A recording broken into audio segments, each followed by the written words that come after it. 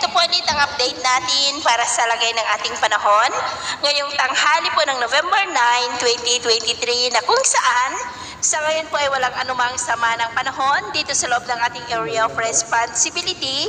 Easterlies o hangin na mula sa silangan dyan sa Pacific Ocean ang umiihip po dito sa ating bansa. Pero mayroon pong sama ng panahon sa labas ng ating area of responsibility na patuloy ang paglapit at paglakas kaya atin pong babantayan ang development nito at ito naman po ay pinapakita ng forecast model natin pong ginagamit hanggang po sa susunod na 2 linggo.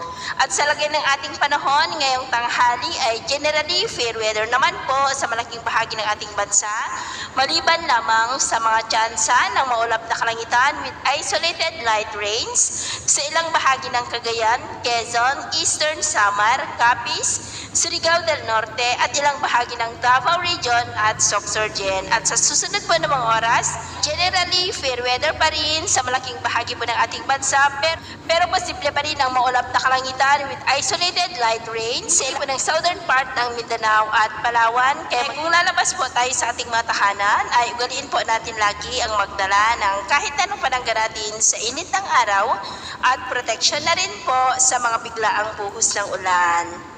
At sa atin naman po mga baybayin, wala naman po tayong nakataas na mga gale warning signals. Pero iba yung pag-ingat lamang po kung papalaon tayo para mas makaiwas sa mga sakunang pangkaragatan.